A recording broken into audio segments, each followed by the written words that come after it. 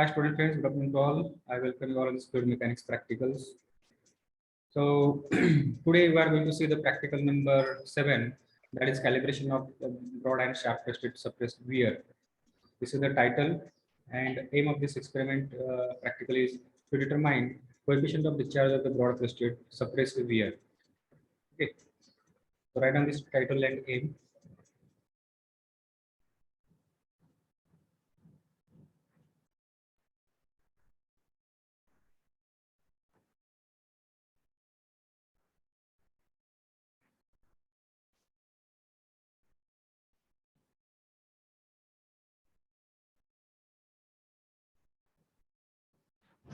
So in theory, we have learned theory about this broad crested weir. When we call the weir as a broad crested weir, before that, what is weir? The weir is nothing but it is the solid barrier which is constructed across the any river or stream, so that water can be impounded on the upstream side of it. Or sometimes weirs are used as the spillways to drain out the excess water from the dam. So weirs can be classified as a broad crested weir, sharp crested weir, or narrow crested weir, depending upon the thickness of the weir. A weir is having wide crest is known as the broad crested weir. Okay. And depending upon the H by B ratio, H is nothing but this is the head of the water above the crest here on the upstream side, and B is the width of the weir. If this H by B ratio, if it is greater than 1.6, what does it mean? This H is greater than B, width. Width is small. Which width? This width. If this width is very small, then in that case, and this H is large, then we call this type of weir as a thin plate weir.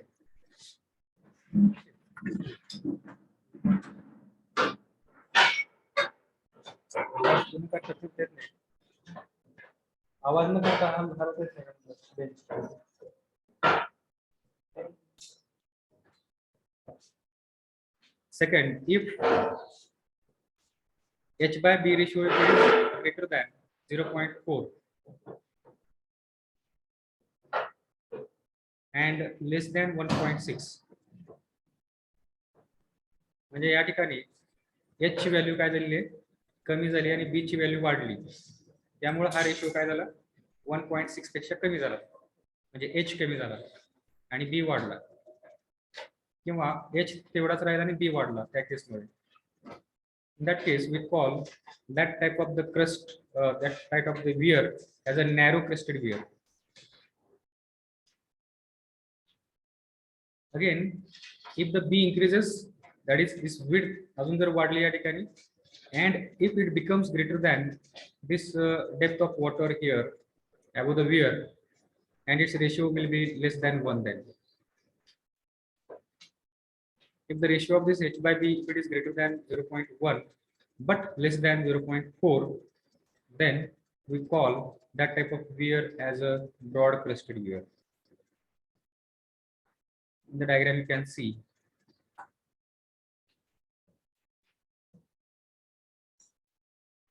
then what is the meaning of suppressed weir, or weir with end contraction and weir without end contraction.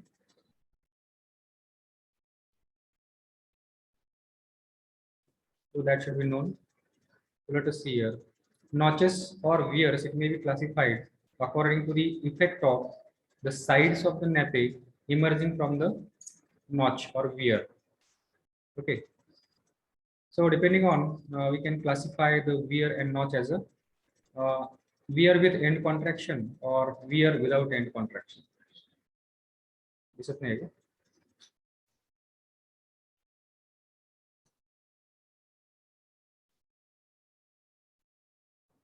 Is it visible? See, in the diagram here, you can see contracted weir. There is an end contraction. So this is the weir with end contraction. These are the end contraction here. And this is the weir without end contraction, or it is also called as the suppressed weir. So The practical which we are performing in today's session, it is based upon this suppressed weir. Okay. In title we have written there suppressed weir. We have seen that. Okay. So such kind of weir we are going to use broad crested weir for performing the practical. Okay. So instead of reading this all theories, by seeing or observing this diagram, you will get an idea or a difference between this contracted weir and without contracted weir. Everyone is clear with this suppressed weir.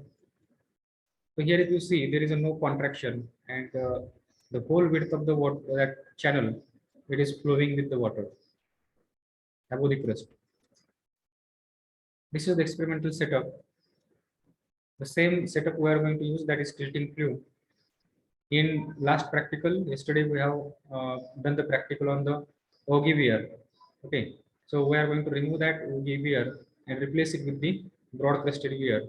So upon that, you can turn around, and then we will perform the practical on that broad crested weir. These are the observations and observations table that we have to draw in your notebook. Write on there.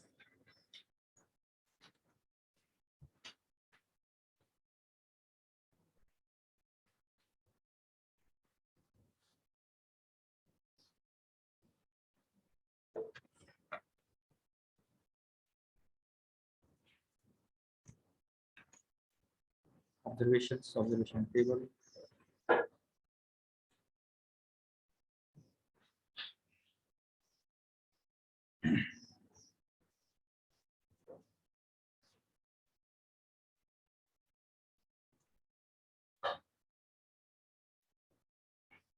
So area of the collecting tank, capital A is equal to 0.4 by 1 meter is equal to 0.4 meter square.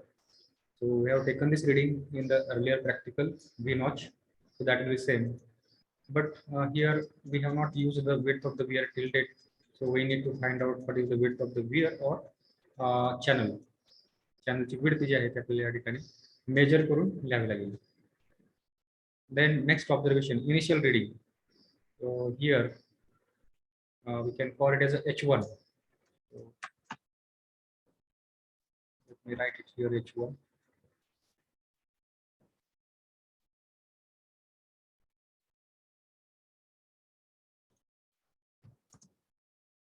Small H1, that will be meter.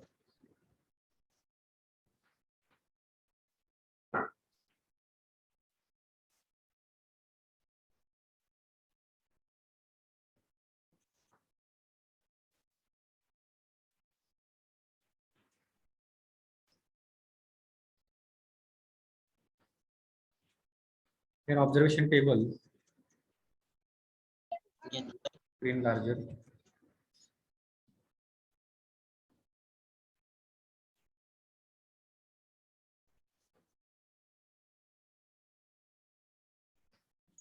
Serial number, point gauge reading. So for the V notch and second one, auger weir, there we have taken only one reading, or let us say two readings. First one is this reading, and second one was the final reading, that is head over the weir. But here we need to take the two readings here and one reading. This is the final reading.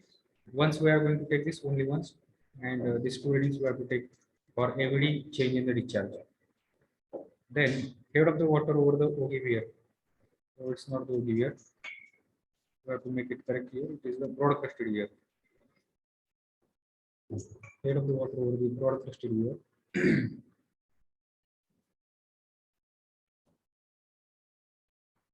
Capital H is equal to, how we are going to find out this capital H? This reading H2 minus H1 that we have observed here. Then small h is equal to this H2 minus H1. So what is this capital H and small h? Are you getting this? What is small capital H and small h? If you observe this diagram once again, here you will get the idea about that. What is capital H? Capital H is this height here, and small h is the height above the crust. Okay, so this is the difference between this. So initially we are going to take this value point with the help of point gauge. we will measure the depth of this particular crest height. That will be h1. In second time, when we will take the reading here, so that will be the capital H2. So capital H2 minus this H1, we will get this H, capital H. And then when second time we put the point gauge here, and we find here H2, small H2, and this small H2 minus this H1, you will get this small h. The depth of layer can small h. So that is the logic behind that formula. Difference in the heads, that is capital H minus small h.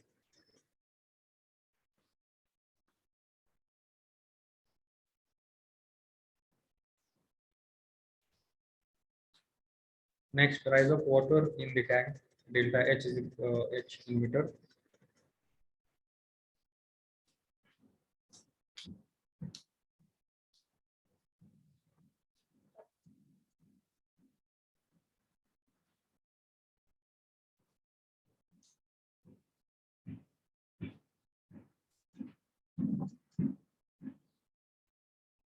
Time required T in seconds, and Q actual meter cube per second. These are the observations.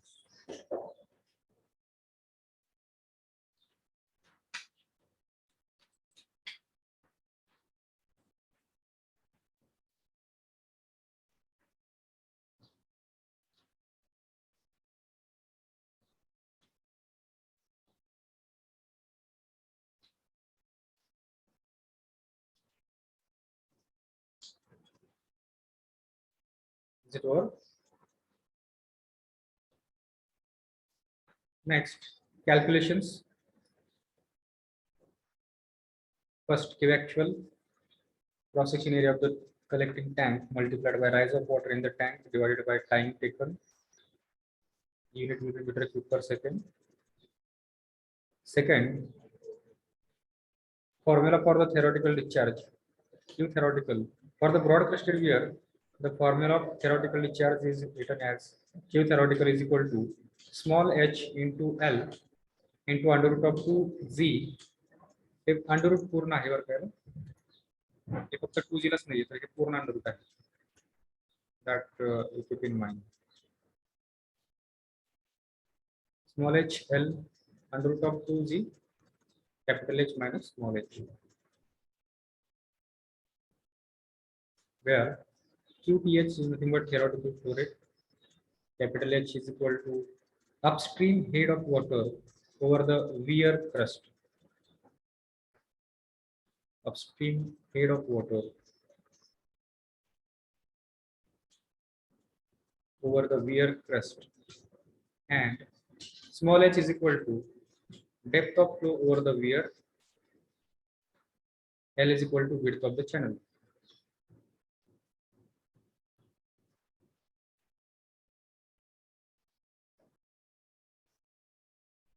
Coefficient of discharge CD is equal to Q actual upon Q theoretical. So these are the basic regular calculations that we have done. In addition to this, we need to do the calculation like this. We need to find out the C is equal to L into under root of 2Z. Then we need to find out the CD by using graph. Log graph paper we have to use here to find out the CD. So we find the CD by using this formula also, that is Q actual upon Q theoretical, and also we can find the value of CD by using the graph paper. And last formula is slope, n is equal to dy by dx. This k value in the above formula, CD is equal to k into divided by c. This k is obtained from graph. I will tell you how it will be obtained. This is the log graph paper. Here we have to plot this graph by putting this point, these observations, log h by s minus small h, then log q actual. Okay, and when we plot this point, we will get some points like this, and if you join this point, you will get a straight line here. So this intercept on the x-axis as this value of log h minus h. These are the negative values. This is also negative values. So that's why both x is also negative and y is also negative. So this graph is plotted in the third quadrant. Okay. So you know that in the first quadrant, x is positive, y is positive. In second quadrant, x negative, y positive. In third quadrant, minus and y minus. Here, x plus, y minus. So as this log values for the both are negative, so we plot this graph from this and make it in third quadrant. So when we plot this line, we will get a straight line, and where it intersect, this intercept on the y-axis, this is nothing but k. Okay, the k value we get from the graph here like this, and if we divide this k by c, where we have written there c is equal to L into under root of 2g. So hey c ने आपण जर divide केलं तर आपल्याला त्या ठिकाणी काय भेटतं, we will get the cd. Okay, and we have to check whether this cd and cd what we got there, cd is equal to q actual upon q theoretical, whether they are same or not. Okay, so this thing we have to check. And last one is the result table. Prepare the result table. Serial number, q actual, q theoretical, cd, average cd, log q actual, log of h minus h, cd from the graph.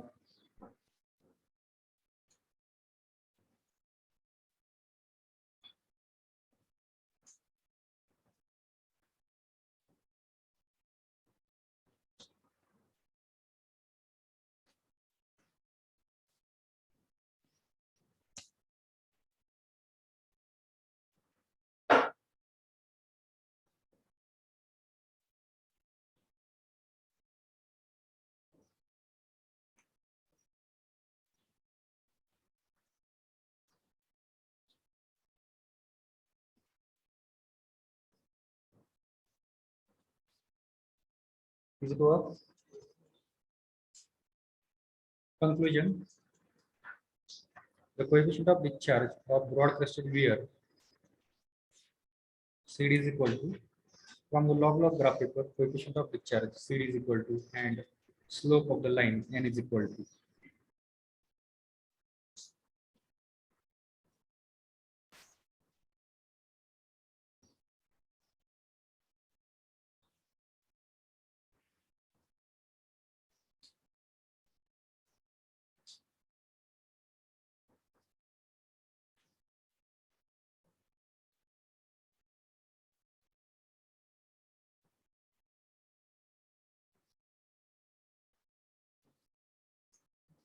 Is it over?